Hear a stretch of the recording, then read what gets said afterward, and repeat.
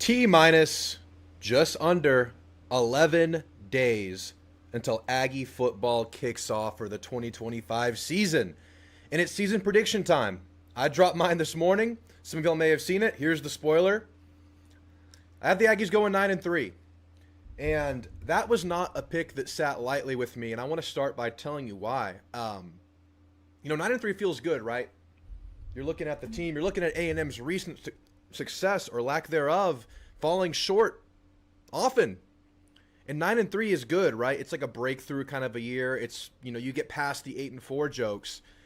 But at the end of the video, I said, when I look at this team, when I look at the returning players, when I look at Elko getting into year 2, when I hear, whatever they're worth, fall camp rumblings on the positive side of things regarding the passing game, I feel like I'm looking at a 10-2 football team. But I know through my maroon lenses, I have to, take things down a notch. So even though I see a 10-2 team, I have to be honest, if Drew is seeing 10-2, the truth probably lies a win less than that. But I'm going to say this. I think A&M has a major opportunity in 2025. I think bringing an entire offensive line back in today's day and age in college football is rare. How often do you get 5+ starter caliber players back in a position group, let alone one that requires so much continuity? And behind that, I know they're, most of them are coming off of their own injuries, the entire running back room. You get the quarterback back. You have coaching stability, something we haven't had in maybe 4 years or so, since 2022. I mean, we were stable with Elko under year 1, but that was a year 1, not stable footing, maybe a stable job. Defense, you bring back 8 starters, and I know it's a question mark. I know we have to see what this defensive line does. I know we have to see what the secondary does, how things improve. But you feel like when you see the years and years of football, when you see years and years of just teams and players that come and go, it's a rare combination this year.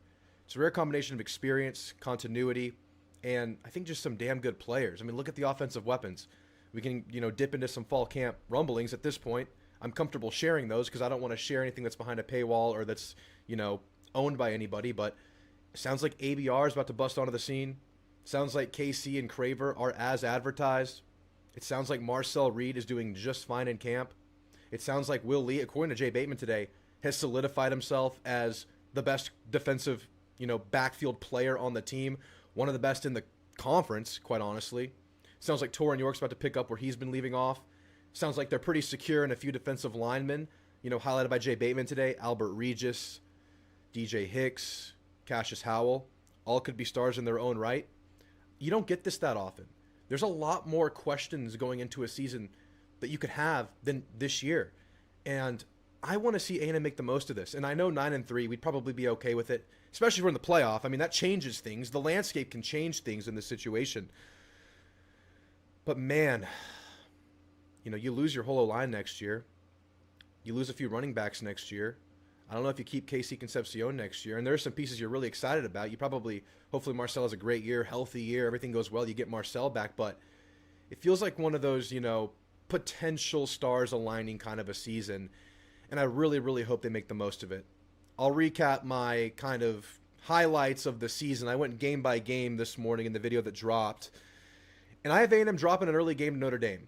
And that was the one that I got the most pushback on so far, early days, not even 12 hours into the release of the video. But I think a lot of Aggies are very confident against Notre Dame. And I would love to hear from you guys. I would love to hear from you guys on why I was wrong this morning. I see a team in Notre Dame that can get 4 yards at will. And that's probably against upper echelon defenses. It's the best offensive line maybe in the country, best group of running backs in the country. And I just see that being a very strong place for Notre Dame. But I wanted to say this, I don't know if I made it clear enough in the video. That's a winnable game for A&M. There's a world where A&M has their offense travel on the road.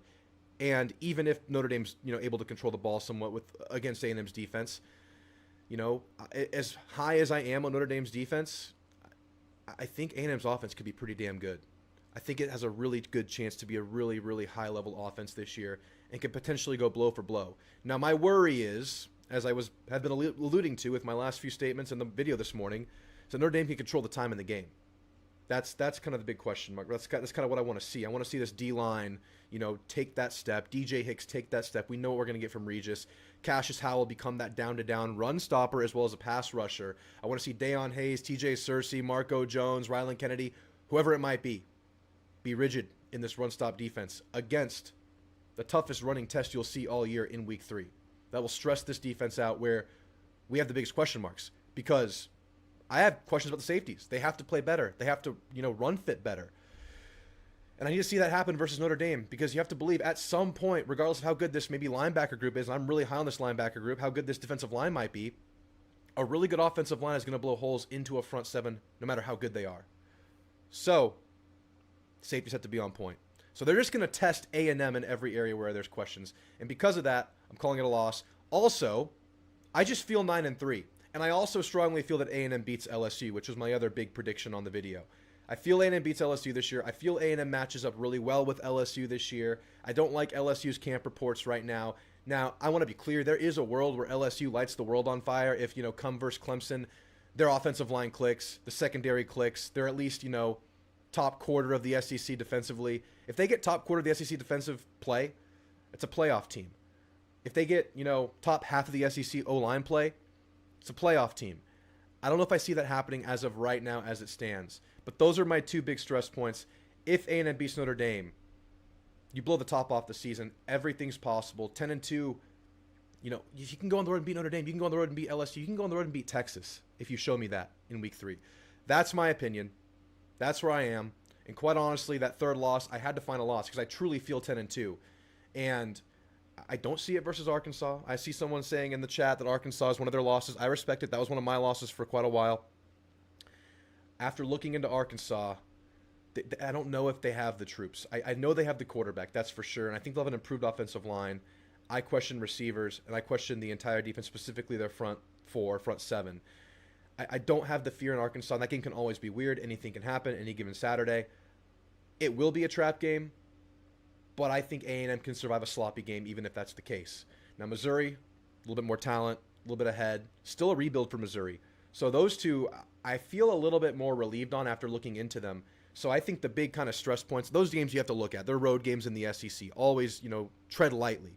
But I'm looking at Auburn, who has a really high ceiling. Not necessarily a believer, have a high ceiling. Florida, maybe the highest, one of the highest ceilings on the schedule, and that's including Texas, Notre Dame, and LSU. If Florida hits, they can be that. Their schedule is just really freaking hard, and there are some questions around the health of their quarterback. So I'm just saying, I think there's a world where you can lose to Florida. And if in the exercise of getting to 9-3, which is my just predicted record, before I go game by game, I pick my record, and I find Florida as that loss. And y'all can disagree with that one because that's one I don't feel very secure in. But Notre Dame I feel fairly strongly in. LSU I feel fairly strongly in. Texas, we're going to see the whole season first. Right now, I'm not predicting a win on the road. Guys, thank you for being here. It's a call-in show. Those are my takes. Y'all know my season prediction. It is that time of freaking year. It's time to put pen to paper, put money where your mouth is. We're not putting money on the line, but, so to speak, give me your record prediction tonight. Throw it in the chat or call in. The link is pinned in the chat, top of the chat. Click that link. You'll enter a waiting room, and I'll pull you guys in one by one. And I want to hear your record predictions, and I want to hear why. I want to hear the big upsets. I want to hear where we lose this year. I want to hear from you guys. But for now, let's catch up with the chat and see who's here. I see Jeb, Hell's Kitchen on in the background. Just picked up some Panda. You're good to go. What a good night, man. You got football ahead, Jeb, and you're just enjoying it. That camera's not working. Noah 2 Wavy, good to see you, man. Jay Wynn, let's go, man. John Peroni, good to see you. G Money, what up, what up? David Franz, 8-4 until I see otherwise. Totally fair, man. I think 8-4 is within the realm of possibility, and if you're picking 8-4, I can't blame you, man. It's totally fair to be in wait-and-see mode. It's totally fair to be in prove-it mode right now with A&M, given how last year ended. I mean, small sample size, Elko sample size, it ended poorly last year, and you have to take that into account. You couldn't get over the hump of some of those big games that would have gotten you into the SEC championship game. So we need to see that come to fruition. So 8-4, I can't argue with that. Now 7-5, I've decided I'm not on board with. I don't think I'm 7-5. I think this team has a pretty high floor, but I do think that floor is 8-4, and I think that floor is very realistic. If you're talking about ceiling and floor is just realistic realm. Obviously, disasters can happen, and lightning in a bottle can happen. 11-1 could happen, but realistically speaking, 8-4, 10-2 is where I'm at. Lit Sparks, good to see you, my friend. Jay Win, like I said in Drew's first video, 10-2 with a win at LSU, or 9-3 with a win against Texas to make the playoffs. Anything better, that would be awesome. So 9-3, I agree. The Texas win would be the one that gets you in, because I think you would want that last, style point win to get in if you're 9-3. Now with enough chaos, 9-3, even with a competitive loss to Texas, could probably get you in. But we saw, 9-3 not work last year. Teams were really close. South Carolina was really close last year, but they ended with a big win versus Clemson. So I'm kind of with you there. If you want to make the playoff at 9-3, beat Texas. Last time we had back-to-back 9+ win regular seasons was my sophomore and junior years, 97-98. Well, let's just get one. Tanner, Ags go 10-2 with losses at LSU and at Arkansas. I said my piece on Arkansas. You were the chat I referred to. That's where I was. This whole offseason, Arkansas scared me. Arkansas is a trap game. Arkansas is between the Florida game and the LSU game on the road. It's a scary-ass spot to play the Arkansas Razorbacks, who always seem to upset somebody at home. I don't know even if Sam Pittman's going to have a job by that point. Let's wait and see on Arkansas. Right now, I'm kind of off. I'm not necessarily a big believer, but I do root for them. They're kind of a team that I have a soft spot for, given that I have so much family up there and I vacation up there yearly. But I don't see it right now. Anything can happen any given Saturday. Noah Too Wavy, 10-2 with losses to Notre Dame and Florida. Damn, man, that's like a 6-game winning streak you're building into the season. I love that. If that's the season and you're just getting better, no November collapse, but you're sprinting through November with that scenario. I'm going to break my table. Got me hyped there, Noah. I love it. John Peroni, 8-4. We lose our big 3 road games, and we no-showed either Missouri or Arkansas. Hope like hell I'm wrong. I understand. That's not my pick, but I understand. Rolly, good to see you, man. Thank you for the care package. Rolly sent me a few Aggie shirts. I appreciate you, Rolly. Mir3. Hope you're having a good day. Tyler, what's up, man? Finishing something up and hoping to fit a call in. Awesome. I would love to hear from you, Tyler. I feel some controversial takes, but time to put our money where our mouth is. Figuratively, I'm broke. You and me both, brother. You and me both. I'll put $5 on it, all right? 9-3 would be a success. 10-2 in a CFP spot would be Coach of the Year worthy. I could see it happening with this vet O-line. Dude, the O-line is such a stabilizing force for not only an offense, but a football team, because the offensive line, you get some road graders, you get a running game, you can control a game. You can control the clock. You can control possessions. You can control the ball. And we have that. So that could help the defense out too, that we think we have more question marks than the offense. Not only that, we heard Theo Mellon-Orstrom today talk about how this offense, in his opinion, obviously he's biased, but in his opinion, has the ability to pick their poison, right? Like, they can get up and down the field if they want to. They can, run some chunk plays. They can try to go side to side and get these playmakers involved. Or they can slow things down and play ball control football, grind it out football if they need to help this defense out. So, and it makes sense based on what we're hearing in camp. And of course, we're citing fall camp rumblings. Got to see it in the game first. But, yeah, that O-line's a big deal, Tyler. Big deal.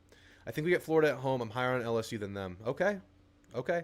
I mean, we could definitely lose at LSU. That's just been something I've been thinking about all offseason. I feel like A&M wins this one. I've talked to people that feel the same way. But very much a possibility that your way shakes out too. Again, we don't know anything yet. We have inklings, we have predictions, we have feelings. Everything's going to change once you see LSU versus Clemson, LSU versus Ole Miss, LSU versus Florida, all of which happened the first 5 weeks of the season. Everything's going to change after we see Notre Dame versus Miami in week 1. Everything's going to change after we see A&M versus Notre Dame. So as far as your prediction there, Jeb, no problem with that at all. James, I love you, brother. 16-0, baby. Whoever doesn't think so, smoking crack with Hunter. Amen. Noble, you jump in here whenever you can. Oh, I see you. I'm going to pull you in first, Noble. Let me get through the chat, then I'll pull Noble right in. Noble's here. He has a happy hour to get to. Noble's socializing tonight. He's gonna have some fun tonight. We're going to get him in here soon in a second. I think 9-3 is a pretty safe number. 11-1 is possible if everything goes right. It's definitely possible. I would say that's above what I would think our ceiling is, but lightning in a bottle kind of season, everything hits the upside. Yeah, sure. Why not? You have the pieces you need. Fourth in the blue chip ratio. You're there. You can do it, but tough schedule, tough team. Lots of teams playing hard. Cooper King, good to see you. Got you in the chat. I'll save your prediction for there. 9-3 is good, but with the roster, it'd be a little disappointing. I'm with you, Jeb. I'm with you, and I think in the moment, you win Texas. Obviously, 9-3 feels amazing, but you just feel like you do have an opportunity with the veterans on this team. I'm with you there, Jeb. I'm with you, man. I would take 9-3 though. I would take 9-3. Aaron, Metallica intro has me pumped up. I'll say 9-3 to be realistic.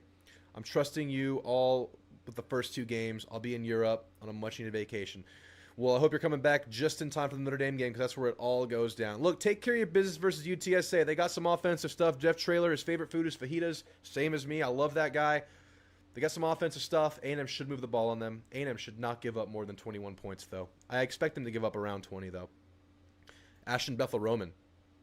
Amen, brother. Amen. I read Busty's been looking good, but nothing that special yet. Well, I think Busty's role this year, what we need him to be, and he still has time, is to be that gadget guy, right? Be that guy that can be a change of pace player. Be that guy you can run some weird stuff with. Be the guy that can, take a handoff in the backfield, line up out wide, cause matchup problems with. Maybe get a linebacker to stick onto him. I think you move Busty around and you pick your spots with Terry Busty. And you have the luxury to do so with the emergence of ABR and the additions of KC and Craver. And Amari Nyblack, we're talking about this receiver room. You got to talk about Amari Nyblack. They dropped a mic'd up video of Amari Nyblack today from practice. Dude looks like a freaking receiver. Dude looks like Kyle Pitts or something out there. I know he's a tight end, but he looks like a receiver body, And I think Amari Nyblack's gonna do some stuff. But all that to say, you have the luxury with this entire offense really of having a lot of players with very defined roles. And you can look at the tight end room with Nyblack, with Theo, who does a little bit of everything, Nate Borkesher, maybe more of the blocker, Micah Riley, maybe more of the blocker. You have some versatility, Craver taking the top off, KC underneath, end arounds. You have ABR who's taking the top off. You got versatility. You can do a lot of things, a lot of leverages all over the field, and Busty's going to play into that. What SEC chaos unfolds this season? Well, week 4, I have a game circled. It's Auburn versus OU. It's the Last Dance Bowl, the Don't Fire My Coach Bowl. It's the Last Stand Bowl. We'll be on a bye week that one. I can't wait to watch that game. That's somewhat chaotic. I think the loser of that one might be in for a rough season just as kind of a springboard kind of a game. As far as the top dogs, I think I see Bama and Georgia holding firm, both winning 9 or more games. I think Texas wins 9 or more games. LSU, TBD, probably around 9 or more games. I want to see how this O-line looks. I want to see how healthy Nuss is. I want to see how Nuss responds to getting hit a couple times with that patellar tendonitis, which I have personally suffered from in varying levels of that injury. It could be a lot of different things with that injury that Nuss has, but that was debilitating when it was at its worst for me. At best, it's a nuisance. I want to see LSU. As far as the rest, I think of that next tier, and I'm biased. I think A&M has the best chance to break through. You look at A&M, maybe Ole Miss, maybe Tennessee. LSU kind of fringe, I think they're close to that first tier, but you could also say, hey, these follow camp reports on this offensive line aren't great. You can call them a second-tier team. They have a chance to bust through and be the best team in the conference, obviously, but I think of those teams that are clearly second-tier, I think A&M has the chance to make the most noise. Florida, I would say so if it weren't for Lagway rumblings and just an impossible gauntlet of a schedule, man. Florida's schedule is just so tough. So I think A&M holds the keys to a lot of SEC chaos this year. If they can beat LSU or a Texas, that could be the chaos you're looking for. It could be right here in Aggie land. Basantis and Nabu will return next season. I hope so. Basantis might not. He has 2 paths ahead of him this year. J-Boss, 9-3 is the realistic pick for now, in my opinion. That Notre Dame game is really going to tell me this season will go. You win that, I'm 10-2, baby. That's all I'm saying. I don't trust our D-line against... Yeah, that's where I'm at right now. That's where I'm at. And to be fair, there's just mystery around the D-line and how it's going to hold up. And quite honestly, after really reflecting and talking to a bunch of people about last year, I know we complain about how there was a no-show with Scorton and the Shamars late last year. I know that's been a gripe all offseason. But I truly, after hearing coaches and, again, talking to people and looking at games again, I really think the secondary had a big role in that. I think the ripple effect of not having Will Lee versus Auburn, not having Will Lee versus USC, not having Tyreek Chappelle the whole time, having a freshman-age player in Des Ricks lead your team in coverage snaps, and quite honestly, safeties just not playing to their ability. I think that has as much of effect on anything in our perception of this defensive line. Also, to be fair, tackling sucked. We sucked at tackling last year, especially down the stretch. Tackling, everyone was at fault there. But I think improved secondary play is going to kind of unlock a lot of things for this defense. Now, I do want to see this defensive end rigidity in the run game. They're a lighter unit. I do want to see how this defensive tackle depth rounds out. But as far as your key guys, I think I have some trust in Regis for sure. In Hicks, I have a good feeling. I know I like Howell. I know I like Onyedum. Some good run stoppers potentially there. We had compliments about TJ Searcy today as a run stopper from Jay Bateman. I have to see it, Will. I have to see it, and I'm with you there. That is my big question versus Notre Dame. How do you stop the best running back running attack in the country, at least when you're previewing the season? That's what they are when you're looking into this season. A&M not physical enough for Notre Dame. Well, we're going to be damn physical. We're going to have the second heaviest offensive line in the country. Maybe a Joe Moore finalist offensive line. Le'Veon Moss, one of the most physical running backs in the country. He'll run through your face and then eat your lunch and take your woman. Tight ends looking very physical. Amari Niblack, a giant receiver. You might miss him this year, Bevo. I mean, I think we're going to use him a little bit differently than Texas did. So, no. I think it's clear. I think it's the other way around this year with Notre Dame. They have the quarterback battle and less returning production, kind of like the roles were reversed next year. That's fair. That's true. They do have the quarterback battle. CJ Carr announced today as their quarterback. More of the pocket passer between him and Minchie, who was the guy that he beat out. To a lot of Notre Dame fans' surprise, it sounded like Minchie, the more mobile quarterback in that battle, was leading and maybe the safer pick at quarterback with his running ability and very kind of conservative passing nature, according to insiders. I'm not there. But Carr wins it, and he's a gunslinger. He's the kind of guy that will take risks. He'll try to fit balls into tight windows. They've added a couple of receivers, one big-bodied receiver from Virginia, one faster receiver they're hoping can take the top off from Wisconsin, who's had great fall camp reports in Will Pauling. Remember the name. Obviously, they bring back Greathouse. They're going to have some weapons out there, but, you know, the quarterback's a big X factor, right? Now, the thing they have is the stabilizing force of one of the better offensive lines in the country. So I think that helps their chances of getting plus play from a young quarterback. Let's see what happens in the Miami game, though. Let's see what the O-line does. They are down Charles Jagasaw. They did lose 3 guys in the portal last year who in the rotation. 3 really good guys, like serviceable guys, and that's just a testament to how many players they have there. But the thing about Notre Dame under Marcus Freeman, there's always been the case the last few years, they always have an answer. The next guy is always there to step up. The next game is always an answer. So I have a question for you guys. I mean, would you rather Notre Dame lose to Miami and be desperate against A&M? Because they can't lose both and make the playoff. They really can't, not with the rest of their schedule. They can lose one and make the playoff, for sure. I don't think they can lose both and make the playoff. Would you rather play an undefeated Notre Dame, maybe fat and happy, but showing that they can go beat Miami on the road, or a reeling and desperate Notre Dame coming off of a loss versus Miami? That's a question I've been going back and forth on. A&M is more physical than Notre Dame. It'll be close. I can't say definitively that that's the case, Tyler. I don't know about that. Naboo and Basantis will be back next season with Rogers at tackle. Just need the other tackle spot filled. We'll see, man. Basantis is getting some look. He's been on the radar of draft experts, so we'll see what happens with Basantis. I'm not ready to chalk it up yet, but could definitely see him being a guy that's like Armage this year, where he could go and be like a 4th, 5th, 6th round pick, but could come back and be a 2nd round pick. I could see that path for sure. JD Boss, Notre Dame on 50-50 on.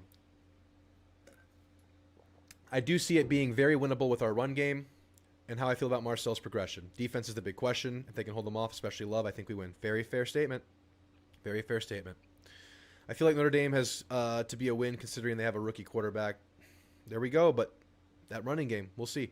Holland says Arkansas going to be cheeks this year. Sorry, guys, I'm sick. Y'all make me laugh. I'm going to cough.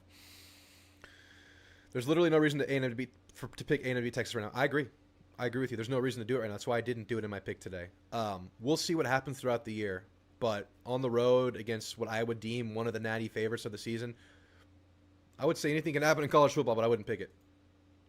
I don't trust Notre Dame quarterback situation. My Aggies can win that one and get them. We get them. Absolutely can. Absolutely can. I feel like LSU quarterback is susceptible to pressure, and they have a new O-line from what I understand. So what makes people so high on LSU?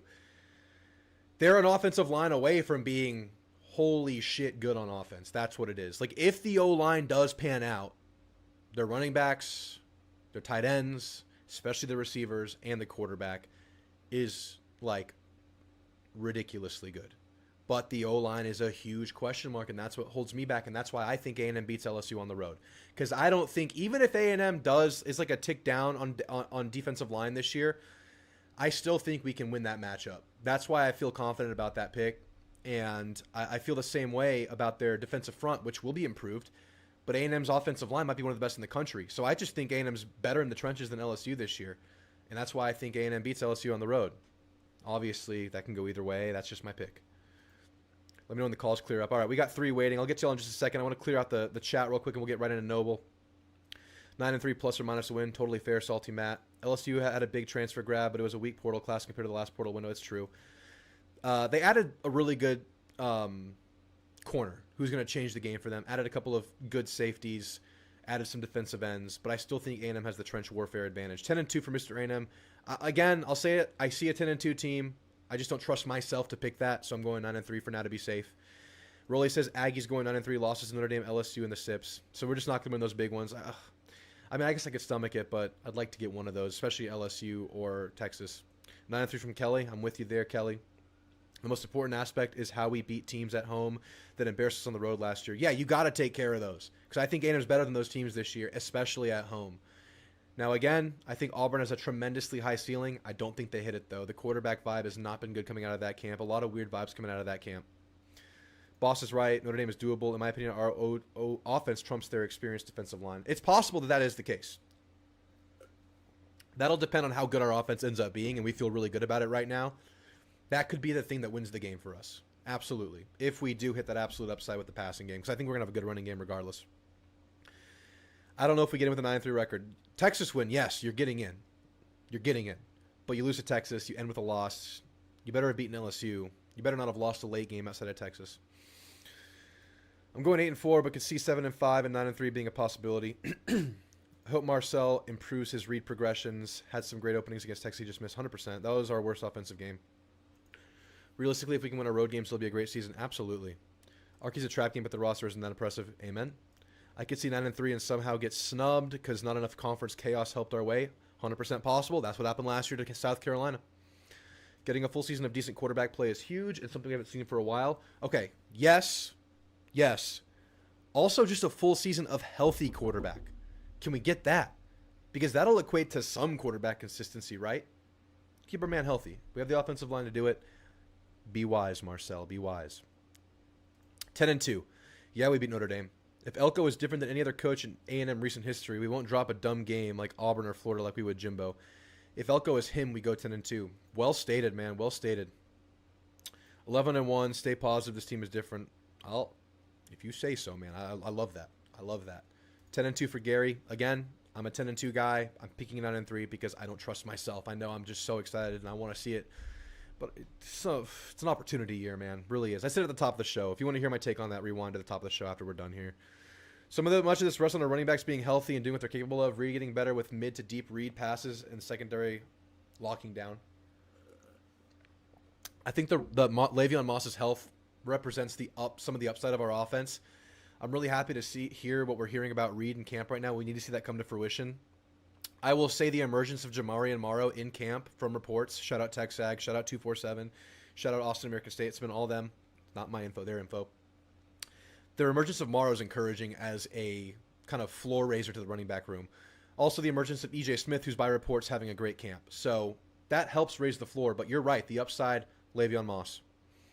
And Amari Daniels looks really lean and fast right now. I just want to point that out. In the clips. Just clips. Mick Murkey, I'd be happy with 9-3. Elko and the staff have shown that recruiting is still really good. Perhaps a dip in year 3 with how many people leave, but as a program, we need and culture. If we see 9-3, I think it's good. And again, I think with this year, with the pieces we have, 10-2, like I want to see that because of the pieces you lose next year. It's an opportunity year, I think. I think 10-2. Just got to win one of the 3 between LSU, Notre Dame, and Texas, and then take care of business, which is not something we've done a lot lately. Jonathan says, 11-1. Calling it right now. Loss will be to Stanford.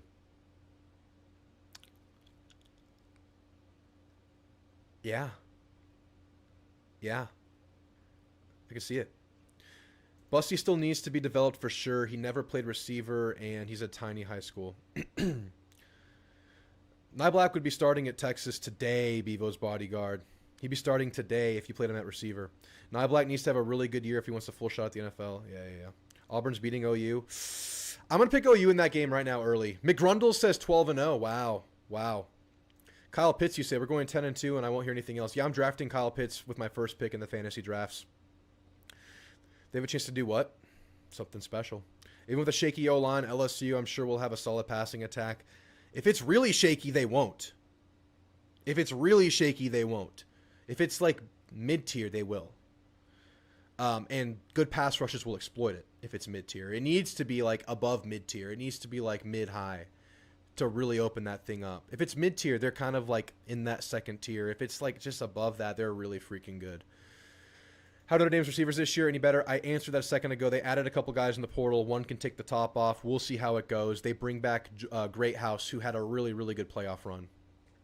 Good chance the D-line could be better. Hot take, D-line was painfully average last season. I talked about that already. All right, what else? Let's see if I can get to the calls now.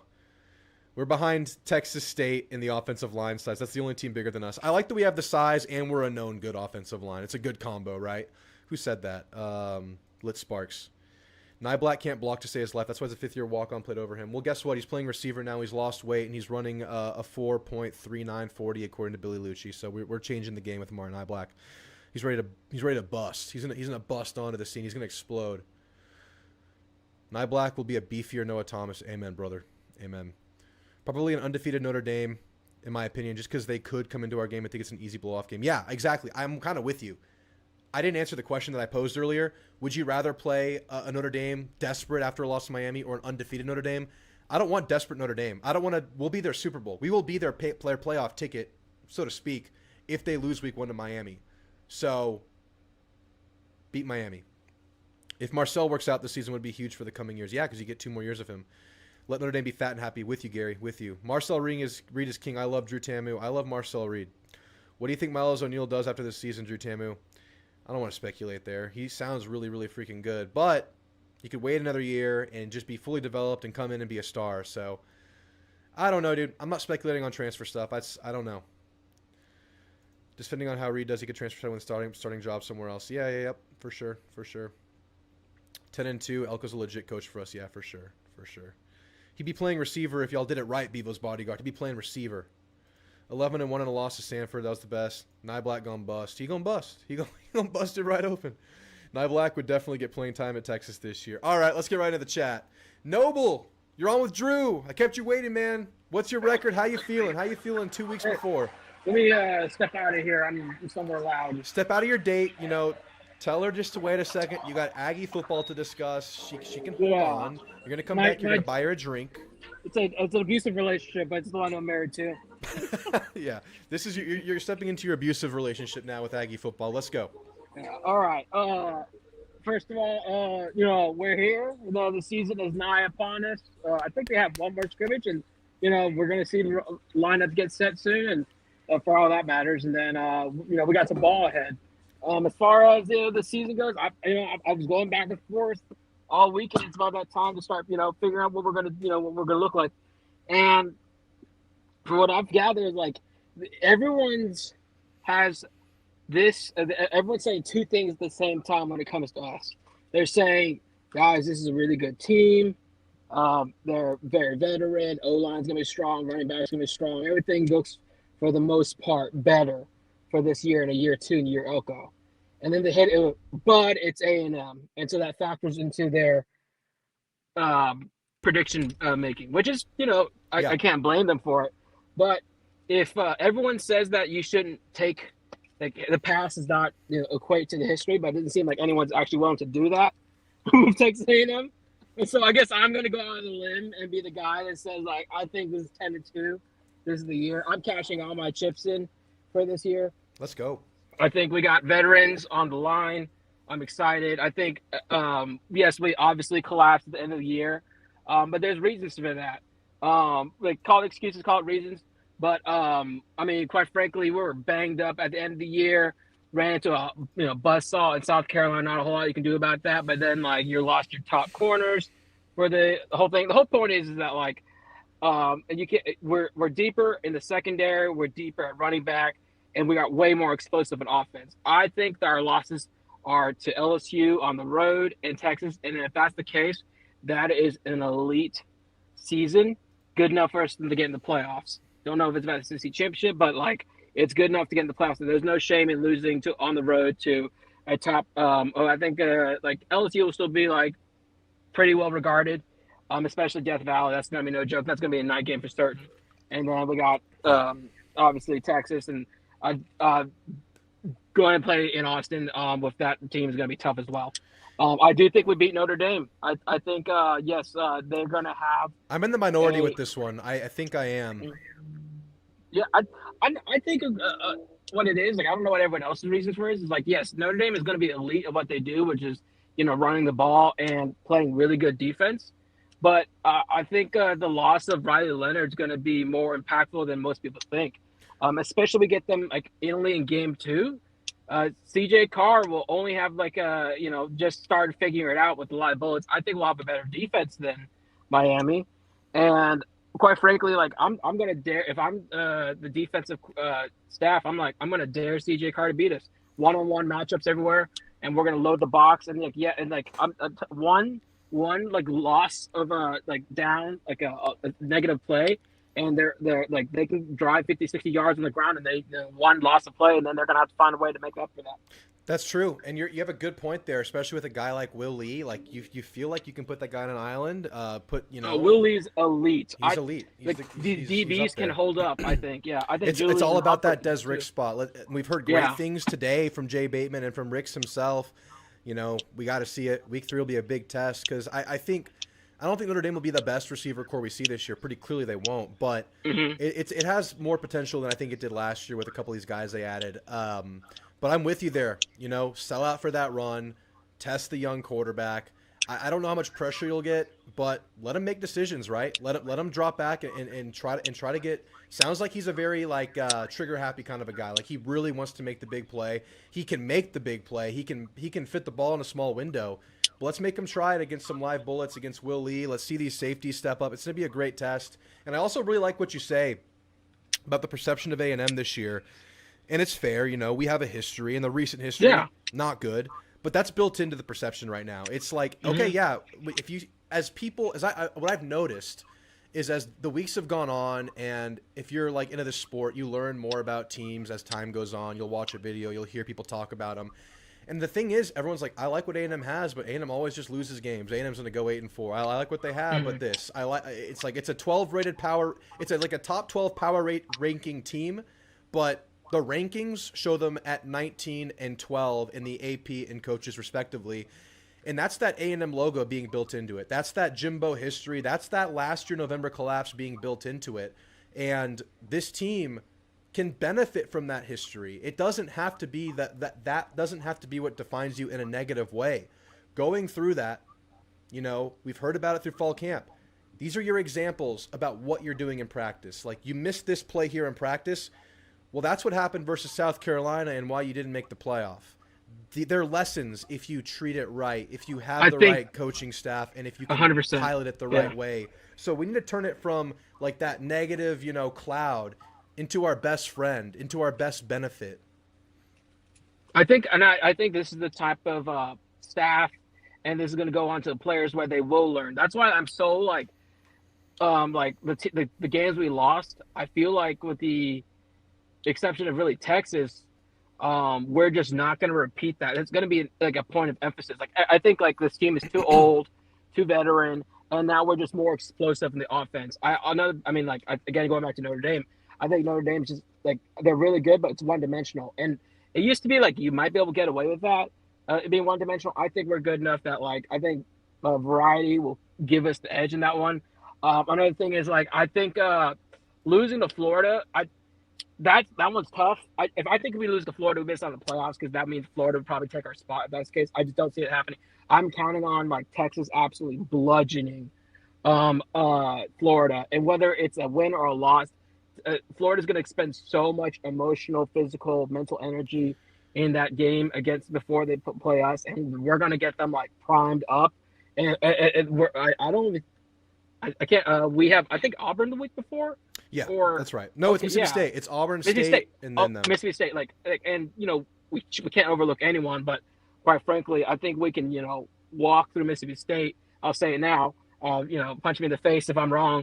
But then Florida is going to get our 110% shot And like I have a lot of respect for Florida's talent. I just think that schedule's too tough, and that spot's too that spot in particular is too tough for Florida to deal with in between Georgia and after Texas. Yeah, I agree. It's a really, really bad spot for Florida to be going to A&M. But the reason I picked that more so than Florida is I just look at Florida as a very talented team that's not really going to have any major holes. And I more so look at that as a loss because I feel like it's a 9-3 team, and I have to find a place where A&M That's slips fair. up. That's And I fair. just Yeah. wanted to find the slip up, and I just thought that I'm going to pick the most talented team that I think will be favored against, and that's why I If picked we it. were, yeah, I think honestly, I think if we were all playing Florida, we might lose that game. If we were playing neutral site, we might lose that game. I think the spot and at home, all those categories play into our favor. For the same reason why, like, I agree. Where like I on paper, I like our matchup against LSU, but I have too much respect for like LSU's home field advantage. At that point, we're about halfway through the season, and I think all those portal pieces will come together. I think Blake Baker is a good DC. And we'll see if this is the year where they finally get Harold Perkins going. That's going to be interesting by itself. But yeah, I mean that's kind of where I have it. Like any other like spots, I think the toughest spots that I'm just going to branch it real quickly is South Carolina, Mizzou, because both of those before they play us, they get buys, so that's going to be tough. But we get South Carolina at home, and we're better than Mizzou.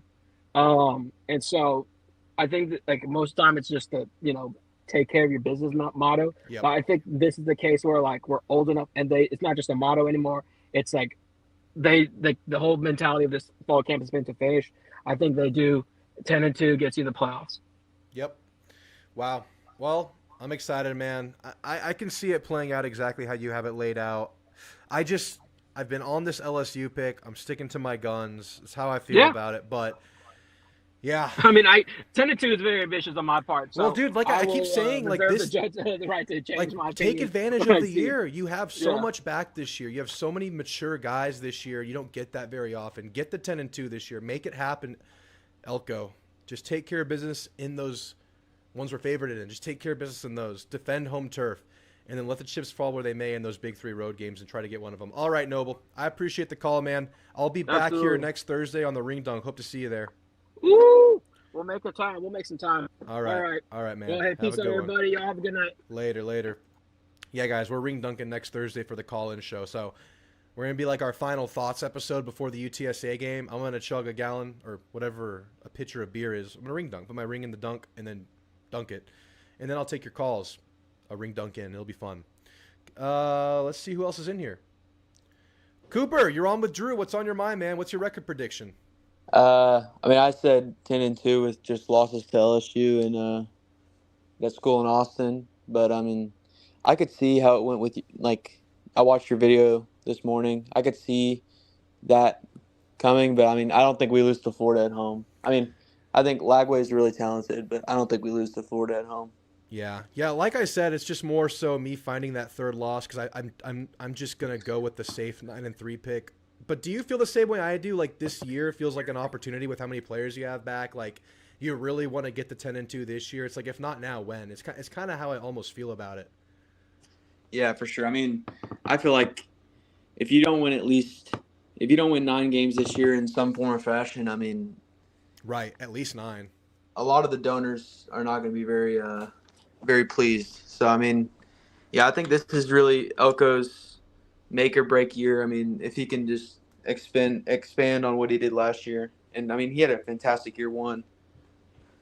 But, Yeah. So if it's a 9-3 year, I know you're 10-2, but if it's a 9-3 year, what are the games that you feel like you need to see the team win, or does it just like get to 9-3 any means necessary, or do you need to see like a win versus LSU or Texas in that I mean, case?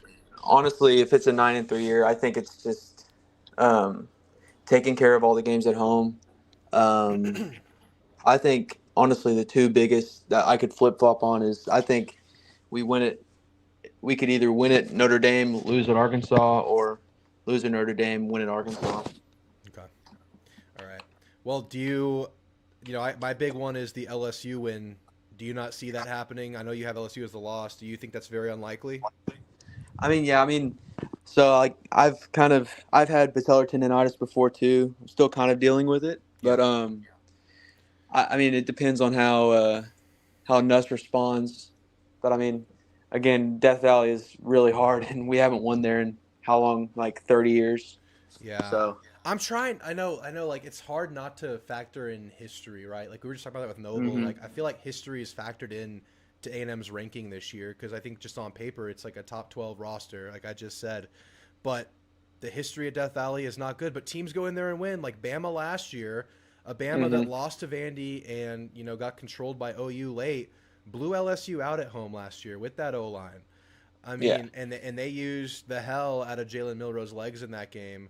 So, but Bama's Bama, and that's a really talented roster, a little bit more talented than we'll be. But I don't know. I want to believe it's not an invincible like situation. I want to believe it's not a brick wall. And I think if it's going to happen, I think we just have those matchup advantages in a year where LSU could be really good. Yeah. But that's just where I'm at. I feel like going into that game, a lot of that game, if looking for A&M to win, relies on health and like how everything goes with offensive line and the running backs.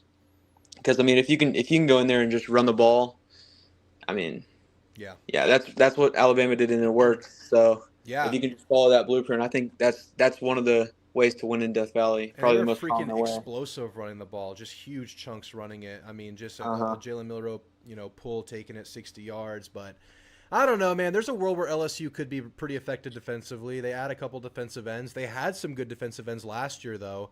But they add some guys. Whit Weeks is back. Harold Perkins is back. We'll see, man. We'll see. But anyway, any closing Yeah. thoughts, Cooper? We're a couple of weeks away, man. It's freaking here.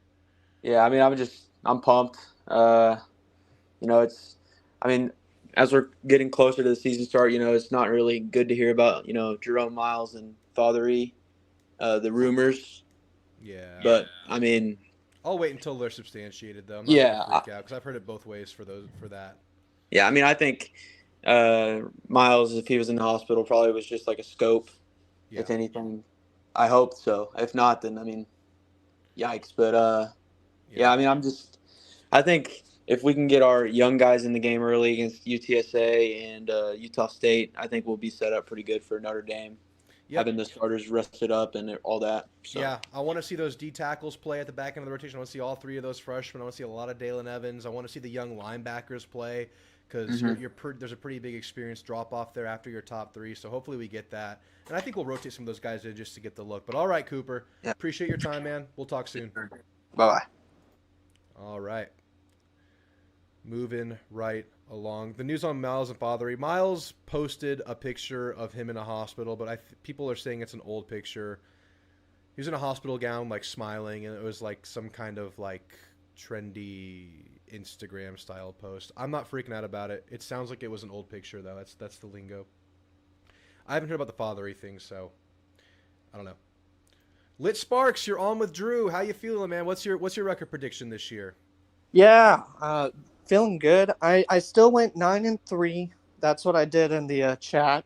I think I'm hoping we don't get snubbed, but I would say my three losses I had was LSU. I know we talked about the history, and there's more to chat on that one.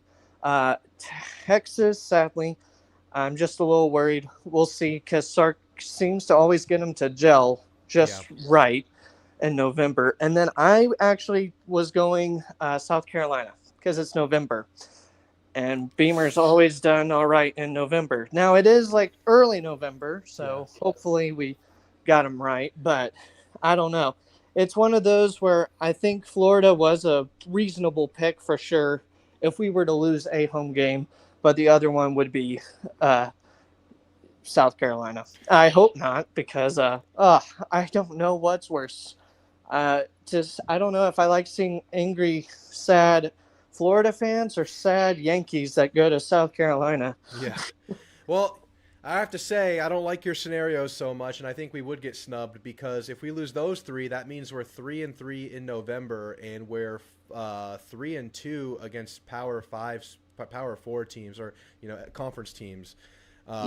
Because those are all the late games in the year, and if that happens again, we just repeated what happened the year before. That's another bad late season collapse. Because I think the midway point of the year, I think LSU is game 7, and then South Carolina is second to last. So I hope it doesn't happen that way. I hope we can get that revenge versus South Carolina. But of those three, which one are you least confident in losing? Which of those three do you think A&M can get?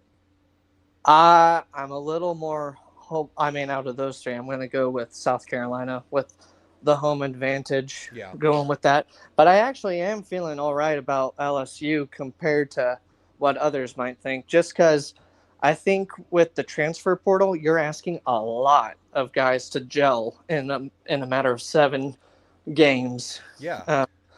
So I think we have the advantage because of how little transfer. Like, I'm glad with the transfers we got. I think it'll be exciting to see what additions they bring to our squad that we missed last season. Yep. But I think when we look at, as we were talking earlier on the live stream, just the A&M brand kind of holds back that ranking.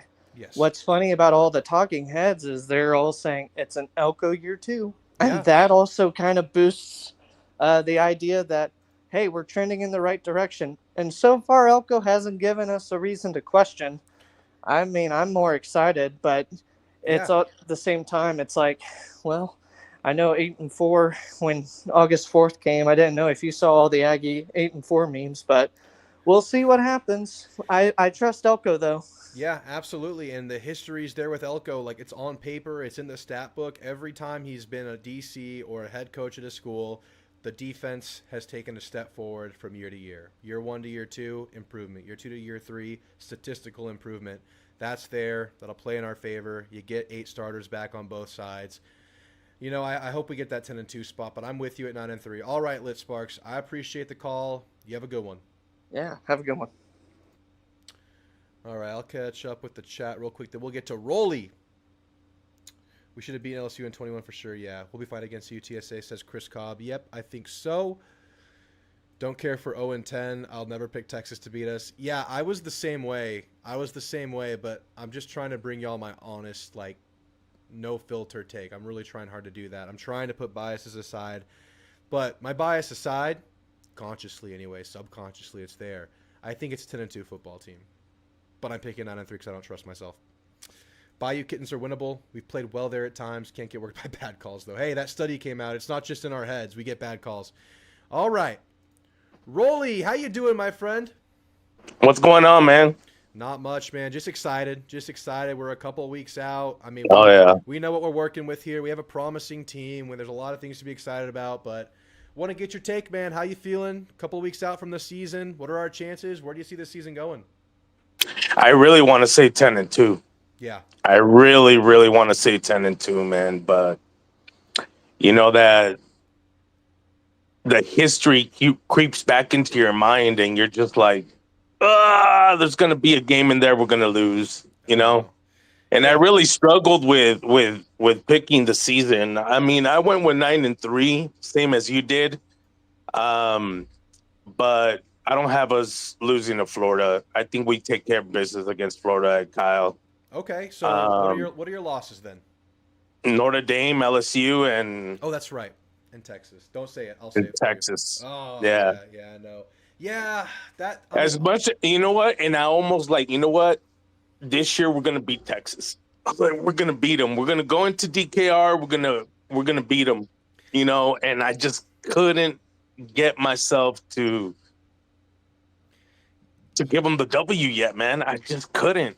I mean, hey, shoot, look, Rolly, we come out, we win week 3 versus Notre Dame. I'm going to ask you the question again. Do you think we beat Texas? Because if you do that and you could do it on the road, it's a different answer. And I'm totally with you. I think so. If you're being, like, honestly, like, if you're an Aggie and you say we're not losing to Texas, I understand. It's a rivalry. It's so deep in your blood. I get it. But, like, just trying to put the biases aside and looking at the matchup at their place right now, it's hard to pick that game as a win for us. It's like you're flipping a coin and trying to get the right side of it, or you're just a little delusional, which is okay. You can be. That's allowed. But give me a couple weeks to see in this team in year 2. Sark, he's in year what, 5, 6, whatever the hell he's in. Couple playoff runs in a row. I mean, that thing is humming right now. It just is. But give me a couple weeks. Let me see what this thing can do, and we'll reevaluate this when the time comes. Can we beat LSU though, Rolly? I don't think we beat them. Oh, I don't. I don't think we beat them over there at Death Valley at night, man. I don't think we beat them. I think they're going to come out with a chip on their shoulder after what happened last year, after the whooping we put on them at Kyle. I think they're going to come out, with a little revenge factor, I guess you could say. And Death Valley at night, we know it's very, very difficult to win. When was the last time A&M won there? Not in the SEC. It would have been sometime non-con years ago. It's been a while. Yeah. It's been a while. So I'm not 100% convinced that we go into that game and beat them. If we do, and then, of course, everything changes. I think so. Yeah, that's another one of those markers. Here's the thing with the Texas game, man. As much as I want to say, yeah, we're going to beat them, and I want to be delusional because I'm like anybody else, I'm drinking that Kool-Aid, that maroon-colored Kool-Aid like nobody else, man. Tastes good. Delicious. Yep. It's going down really smooth right now, man. Really smooth. It's extra sweet. But here's the thing. There's going to be, I honestly believe there's going to be a lot of implications going into that game just like last year. Yeah. I think a shot at the SEC championship game is going to come down to that game. And I just can't get myself together to pick that W yet. Now, like you said, things could change. We go out there week 3 and we beat Notre Dame. Or shit, even if we lose Notre Dame and we go out there and beat LSU in Death Valley at night, that could change. Yeah. So I don't know. I'm sitting 9-3, losses to Notre Dame, LSU, and Texas. Solid season. I think there's going to be a lot of strides made by this team. I'm very excited to see the wide receiver room. I'm very excited to see Marcel Reed, what he could do, knowing damn well that he's going to be the man. He's our guy. And Marcel I trust. Yes. And Marcel I trust. And he stays healthy. I think he's gonna have a great year. I think maybe like a month and a half ago, you put out a post about what is your hottest take of college football of this season for the Aggies. I don't remember exactly what it was, but I was like, I see Marcel finishing in top 5 in the Heisman. He has the platform. He has the team around him. He has the weapons to make his stats look better. He has the running ability. He has he's the guy at a program that could, A&M's in a spot right now where they're kind of a second-tier SEC team where if they find a way to boost like teeter into that top tier, like a 9-3 season, a 10-2 season, the quarterback's going to get that contention. The quarterback's going to get that attention. So it's not an unreasonable pick, and it's not like you're just saying he's going to win the Heisman. You're saying he can compete for it and be right there in it, and he is that kind of player to do it. He is that kind of player to do it. I think so. Yep. I think so. Absolutely. I really, really think so. I remember in that game when he came in the bowl game against Oklahoma State a couple years back, when he came in after Henderson got hurt, and I told my son, this guy's special, man. You could see it because we're down to quarterback 3 there. Yeah, you could see it. It was different. We didn't expect it. It's like, oh man, we got to play the freshman. Is he ready? Yeah, he was ready. He balled. Yeah, he was definitely ready. I told my son, I'm like, this guy's special, man. He's the future of A&M. Mark my words. Yeah, and I think he is, and I think he's. Yep, and I think this year has. He has the ability to take that next step and be one of the premier quarterbacks in college football. Honestly, that was my hottest take of the year when you posted that, and I still 100% fully believe that. And if that comes true, we're definitely 9 wins or better. I think so. 100%. Yep, definitely, 100%. Brother. Yep. Well, all right, Rolly. Any closing thoughts, man? I really appreciate you calling in. No, man.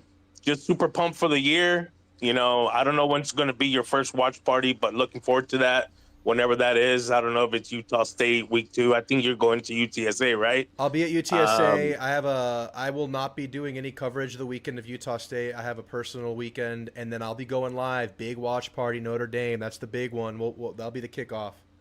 Well, definitely looking forward to that day, man. It's always fun getting on those watch parties with you. So Keep doing what you're doing. Appreciate everything you do, brother. Thank you. Thank you for the support, Rolly. You have a good one. I appreciate you, man. Later. Later.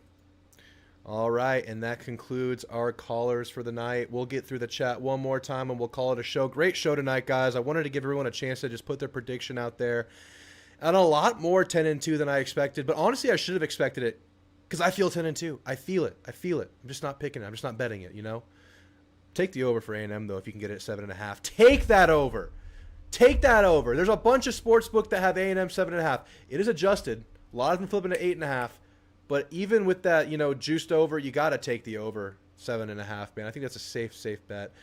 Chris Cobb, good show, Drew. Keep it rolling. Appreciate you, Chris. We beat Notre Dame last year if Reed was in. There's an argument there. Moss was out against Texas. Yep. If everyone was reasonably healthy, which would be an answered prayer, we would be contenders. Let's keep everyone healthy this year. Let's get injury luck on our side this year. Last time A&M beat Texas was in Austin in 2010. Look, I'll say this about that game. A&M could be reeling. A&M could be a 5-win team. It's a rivalry. Crazy things happen in that game. Anything can happen in that game. If you're doing safe money, you pick the favorite. Texas is the home favorite right now. But anything can happen in that game. I mean, I'm not giving A&M less than a 30% chance to win it, no matter what I see from A&M this year. I think Texas will crumble under the hype of preseason number 1, new O-line and a young quarterback going to struggle. It's definitely possible, but I think their defense raises their floor. And I at this point, Sark has been there for so long. There's so much continuity. Their culture is established, man. But, I mean, I'm for it. Let's get Jeb in here. Jeb, what the hell's going on, man? I was gonna ask, man. So you got time for one more? Oh, we got time for you, Jeb. We got time. I know you got some stuff you want to get off your chest. You're 11-1, right? I think the only way we go 11-1 is if we don't have a November collapse, when we stay healthy, and everyone progresses. I mean, yeah. The chances of that happening, I don't know. I'm just as a fan, like I said, I've been a fan since day when I was born, over 20 years. I like Elko. I believe in Elko. I believe in the coaching staff. I mean, it's one of those things like everyone says. I mean, you just got to see it, right? Yeah. I mean, I understand history. History, I get it. It matters and then it doesn't. But A&M, I don't know, man. They just always underperform. And I think last year was my breaking point. I can kind of tell. You've had a rough offseason when it comes to talking A&M football. You've been you've been going through it. So let me ask you this, Jeb. Okay, all right. As we approach the season, have you shifted at all in the way you feel? Because I know you were feeling like 8-4 for most of this offseason, weren't you? Yeah, I would say so. Yeah, I know I've been a keyboard warrior lately. I was like, okay, I gotta stop typing, man. I gotta get a life. I gotta call tonight. Yeah. I've shifted a little bit, just because I think people are still stuck on the whole Jimbo era, and he kind of Kevin Sumlin, Jimbo kind of tainted this program a little bit. I'm a believer in Elko. I personally believe if Elko can't get it done, then nobody can get it done.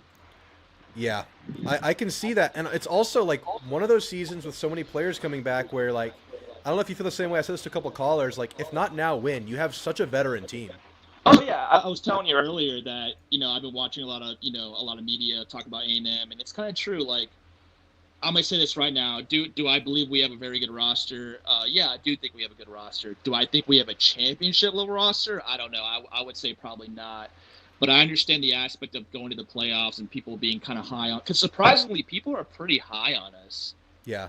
And because of Elko. But what was I saying? You were just saying you think we're playoff caliber, and you don't know if our roster is championship caliber. Yeah, I think we have depth and some issues. I think we like our depth, but I just wish – I know I keep saying this over and over and over – I just wish we would have added a couple more pieces to this team to really fill out the roster, because we have a very veteran team in certain areas, but we also have a very young inexperience in other areas like receiver and D-tackle. I just think you're going to be going up against, a lot of good quarterbacks, a lot of good running games, a lot of good running backs in the SEC. I don't know. The only thing at Elko I question is I understand what he's going for, and the D-line, he wants quicker guys. He wants more smaller guys that can run to the football because we were bad at angles last year. Oh, yeah. But I just think in the SEC, in the trenches, you got to have size. And we're not undersized, but we're not huge. I want to see what DJ Hicks looks like. I think he might be huge. He's big, but you're also banking on – I mean, he's still kind of an unknown. I get that he's a 5-star coming out of high school, but you're banking on him to progress, and it's scary in a way. It is. There's some uncertainty there, and I gave you my rebuttal last time, but for the purpose of this show, talking about not seeking out more veteran depth at D tackle and receiver and maybe linebacker where you're pretty young in your depth, I think there's a couple reasons for it. First of all, this is known to have been one of the weaker portal classes in terms of numbers of great players that you want to add and plug and play at the SEC level. This was known to be a weaker class. Yeah, well, D tackle for sure. For sure, D tackle. Wide receiver, there was a ton of good wide receivers in the portal this year. Yeah, but once we got 2 top 13 guys. I mean, once you get 2 guys, other guys aren't going to want to come here and risk not having playing time after freaking transfer. No, I don't think you have to get, getting Craver and getting JC is nice. I just think you need a guy that's going to bring you quality depth. And right now, yeah, we like our trio of wide receivers. We like Craver, we like JC. My hot take is I think Bethel Roman's going to start. Oh, I think he is too. Based on the fall camp stuff now, I think I agree with that. But I'm gonna say though, right now, like your rotation is your future. Your rotation are your younger guys, and you want to keep those guys on board because as much as the portal can give, you can lose. So what you have now is the ability to allocate more funds towards these younger guys, play these younger guys, and yeah, you could get like a B-rate veteran depth piece at receiver. Or you could go play Isaiah Williams and get him ahead of the curve for next year when he's a key player and reap the benefits of whatever he is right now as a young player. You can go get someone who's okay, and yeah, they'll be a veteran off the bench with more experience. But, Isaiah Williams might have more upside than that, Oh, but I agree with you. TK Norman might have more upside. Here's my thing, though. I'm not always thinking about the future. I'm thinking about now. And I think these guys could be better for the now. Yeah, I know. I'm very high on Isaiah Williams and Bethel Roman. I think for me personally, I just like, our receiving core. This might be the youngest receiving core we've had in a long time. And it worries me a little bit. It's not like it was great when it was veteran, though. Yeah, that's true. But it's also Jimbo, so I'll say that. But I'm high on Isaiah Williams. I'm high on Bethel Roman, all the guys. I think you could have had one more veteran receiver, I think this offense would have been really nasty with one more. Or like Noah, if Noah would have stayed, I think it would have been even nastier. Well, let's see what Nyblack does because it sounds like he's almost like full-time receiver. Go watch that clip on Instagram today of him mic'd up. He looks like a receiver. He does not look like a tight end. I'm super high on Nyblack. I don't care what that Texas guy says in the chat. He's watching the whole show. He's a fan. It's really weird. I don't know. I like watching other teams that we play. I like watching their shows too, but I don't comment on any of their stuff. I don't like to say anything. I don't watch their live videos. I just watch the videos they make and then they put them out. I think watching live videos to me of another team that you supposedly hate, I think is really weird. Yeah, he and it's not like he's in here like, all right, guys, good intel, good stuff. I'm trying to learn about your team. He's in here talking shit, and he's saying the whole video. I kind of like it. I'm not going to lie. It is funny. It's funny. It's good for college football. It's good for college football. My buddy, I have my best friend here when I first moved here, in the Central Texas area. My buddy's a huge Longhorn fan. I don't even watch his videos. Damn. Because I know I'm going to watch it and it's going to piss me off. Yeah. So I just choose not to watch it. That's why I'm saying I think this year – I get why people think we can make the playoffs. I think we do have the roster. I just think the schedule, the away schedule, A&M has to prove it to us. I get it. We're not good in the month of November. We're not good at away games. We have to seed ourselves. I mean, like I said, it's contradicting because I am a believer in Elko. But at the same time, history, kind of plays a little bit of a part with A&M. A&M was like cursed in a way. Yeah. No, it's totally fair to say that. So I think I saw it, but what was your final record prediction? To be conservative, I think 9-3 is safe. For sure. I think it's the safest bet. I think we're better than 8-4 this year. I really think we are, and I think 9-3 is the safe pick. But really, like we're saying, like make us believe, give us the 10-2. That's give crazy. Us the belief. That's a hot take. Us losing to Florida, I think that's a pretty. I mean, you had us losing to Florida last year too. I did. I just think if it's, I'm hoping it's at night so I can go to that game. I just think that I'm not super high on Florida like everybody else. Okay, I know you're talking about they did lose pieces in the portal. They didn't lose a day of sleep over the guys they lost.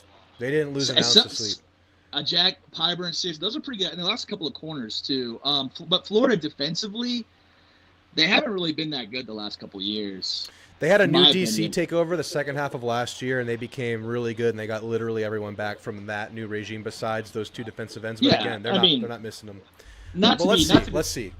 Not to be too negative, A&M, at least for the last couple of years, they've been pretty good at home, and they've been pretty good with bigger games at home, I would say, for the most part. So I mean, they got to win all their home games. I think Auburn and South Carolina are kind of sketchy a little bit, but yeah, they're sketchy. But you gotta win. You gotta take care of those games. If you're believing in Elko and you're believing in this team and this program, you're winning those games, right? Like especially year two under Elko, I think we can be optimistic. But if we just go out and beat the teams we're clearly better than, of which I think there are only 3 that are they're maybe better than us: Notre Dame, Texas, and LSU. That you could argue. I mean, I think maybe A&M has a chance to prove that otherwise. But if you just lose those 3 and win the ones you take care of, to me, that would be checking a box of some questions we've had. Like, can you just take care of business, right? Like, can you at least do that? Yeah, for sure. Beat the team. Stop playing down to your competition and beat the teams you're supposed to win, especially at home. You should win all your home games this year. You should. I agree. I guess history seeped into my prediction with that Florida loss, huh? I think so. I think we get Florida. I think we can beat them. We'll be hyped up for that game. I just think the away games, the more I dive into those teams, the more I think beatable they really are. And I'm honestly surprised a lot of people are down on LSU. I thought LSU would be really good this year, and they very much well could be. They could be for sure. A lot of people actually are dogging on them, and there are some question marks around the roster. Yeah, to me, it's all O-line, it's all secondary. I mean, those are the 2 pieces where you like, okay, if there's one of those that is going through a full reset in a season, I'm on alert. It's like, this team is good, but like this could hold them back. They're rebuilding both of those, and it could go great. Like, if the offensive line hits, this is a really freaking good football team. But if it struggles, they're going to drop games. They're going to drop games they shouldn't. And I think A&M would match up well if that is the case. And the reports are not great out of fall camp. The offensive line reports are not great. Really? Okay. I think the winnable one out of the 3. I think getting Notre Dame early. Not saying we're gonna win, but it can be similar to Florida. Notre Dame is obviously very talented. They've always been talented, as long as I can remember. They're always deep, yeah.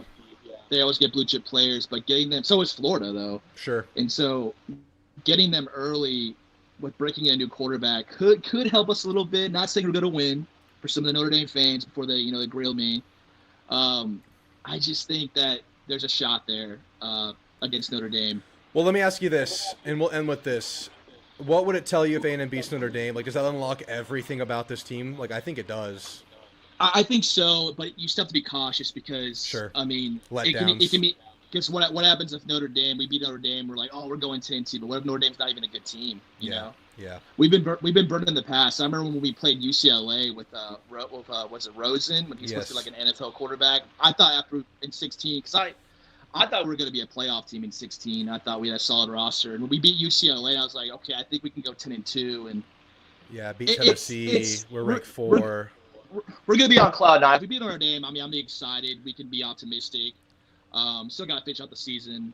But you beat Notre Dame, like I said, winning is contagious. Confidence will be contagious. You beat Notre Dame, then it's like, okay, you can match up well against anybody. 100%. All right, Jeb, you going to be here for the watch party versus Notre Dame? Possibly. I think I'm thinking about either going to College Station and watching the game, or okay. I'm thinking about at my house I might have like a party with some of my friends, a watch party. So I'm thinking about that. So I'm trying to get you to come near Waco, man. I know. I need to get out there. I'm not going to week 1. I'm saving the money because I want to go to another A&M game. It's too expensive. Oh, absolutely. I think I'm gonna do one A&M. Are you going to the Baylor game or no? No, that's what I'm saying. I'm not going to go to that one. Oh, yeah. I think you're good on say. I mean, I wouldn't want to spend $200 on like a nosebleed seat for Baylor. Yeah. Like Baylor games are extremely fun, but even me spending $200, I mean, I'm sitting in the front row, so but it was very hard to convince my friends to pay money for that.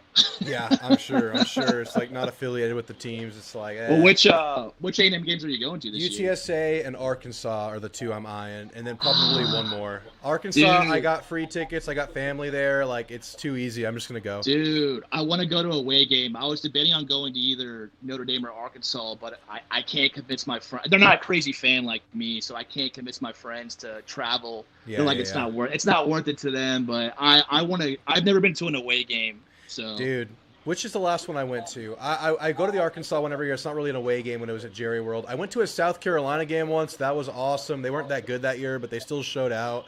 Went to the Clemson game on the road in 2019.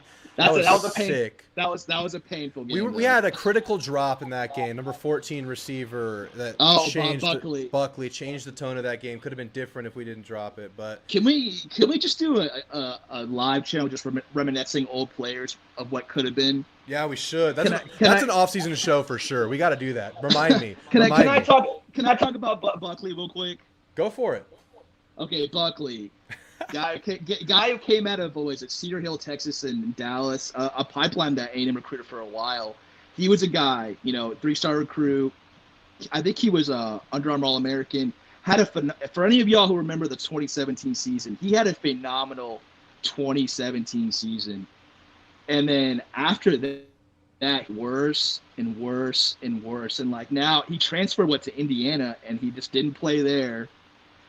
And then, he was a guy that, I thought he was going to be really good, and then just completely collapsed. Same thing with Chase Lane. Him and Chase Lane, to me, were kind of similar. Both, they weren't super athletic dudes, but they ran good routes, pretty decent hands, I think. But they just never got it going. They had phenomenal freshman seasons, and they just didn't pan out. I remember just waiting for it. With that whole era of receivers, right? Like Kendrick Rogers as well, Jamon Osmond as well. Courtney Davis. I was just waiting for those guys to find consistency because at their best, they were so good. I met Rogers in person too, man. He sticks around. He's around. He seems pretty close to the program. I kind of like that. It's cool of him. Oh yeah, he's on. I like that. I like what in Texags they bring a lot of old players back. I think that's he's around really a cool. lot. Yeah. I thought he was gonna be phenomenal. I think what happened was those guys. I think they were just because they could have came back for their 5th year. Could you imagine having Rogers, Davis, and Osmond in the 2020 season? Oh. I know. We would have been. I was like, with those guys plus Anais, Spiller, Wademeyer, we're drooling out the mouth right now. If we're doing what ifs, what if that whole O-line used their COVID eligibility and Kellen Mond used his COVID eligibility? They came back in 2021. You have Spiller, you have A-Chain, you have Wademeyer, you have the number 5 defense in the country. Holy. Oh, we're going 10. We're going 10-2 that year. We're going 10-2 that year. It may be even better. Maybe even 11-1. Even if you would have gotten 3 O-linemen back that year, because you were so young at O-line that year. Oh yeah, because the only guy who made it out of that O-line group, I think it's Dan Moore. It's Dan Moore. Because Kenyon Green, man, I thought he was going to be so good in the NFL, but so far he's been kind of a bust. Yeah. The other guys, I think, are still trying to make a roster, but some of those guys should have came back, like Jared Hawker, Ryan McCollum. Yeah, Carson Green all should have came back. If you had that O-line back with Kellen Mond, and our defense played pretty well in that 21 season, so you had those guys back. Yeah. Man. Yeah. All right, man. That was some good reminiscing on the eve of the season. we got carried away there. We got carried away. It was there were so many what could have beens in that 21 year because that defense was so good. Elko's final defense as the DC was so good. But all right, man, we'll talk next Thursday. Right. I'm doing the ring dunk on the channel. Are you going live at all anytime this week or no? If I have a chance, I'll probably bring gameplay. Oh, gameplay would be cool. Yeah, online, A&M. Yeah, I'm staying home this weekend, so I need something to watch, something to entertain me. Okay. I might do a late night one. When the game first came out, I would just get on at 11:30 and play for 3 hours. Okay. Last weekend, a couple weekends ago, when I was in Arizona, that kind of pissed me off. That you did an 8-hour gameplay, and you were gone all the way till 2 a.m. Dude, that was an amazing night. We had 115 people here at 4 a.m. Dude, how did you stay awake for that long? I don't know. I was just energized by the game. I could have kept playing. I was awake, but my brain was like scrambled. Dude, because I was like, I remember I went to the movies. We went to the movies that night, and I came home. We went to bed, and you were still on. I was like, there's no way. Because I was like, I'm going to watch the replay, before I fall asleep. I was like, there's no way this dude is still on. 8 hours, dude. We won the Natty. We won the Heisman difficulty. No start overs. We won the freaking Natty. It was insane. Was it because your fiance was out of town? Be honest with me. She was busy. She was busy. She was busy. Wife now, by the way. She's my wife. Oh, I'm now. sorry. I'm not used to saying that. But No. I'm not used to it either. All right, Jeb. I'm gonna let you go. I gotta get out of here. All right, man. Good night, dude. Good talk. Talk soon. Bye. All right, that was Jeb. I have a Texas ticket if you want to go. I might go. All right, guys. Hell of a show. Drop a like on the way out. Drop a sub. By the way, Drewtamu gets you the code Drewtamu gets you 20% off your RHOBACK order. They just dropped a whole A&M line. They got hoodies like this. They're badass activewear hoodies. They have all the polos with super sweet A&M designs. They have a quarter zip that's A&M style. RHOBACK makes an awesome product. They also support Marcel Reed. They support our program. They support this channel. So go to RHOBACK, use code Drewtamu for 20% off your first order. Thank you guys so much for being here. I got us 9-3. Beat the hell out of 2025. Love you guys. You guys are awesome. You guys make this a show. You guys make this awesome. Lit Sparks, D-Rag, Anthony, Tyler. Appreciate you, Tyler. Jonah Wilson, interesting at 6'3". I just haven't heard anything about him. But, yeah, interesting body for sure. We did pretty good in the portal with receiver. Didn't know Micah Hudson was going to bail. Defensive tackle's a concern, especially depth. It'll be a concern if someone goes down. I don't mind having young guys in the back end of your rotation, but when someone goes down and they have to play a prominent role, that's when it's scary.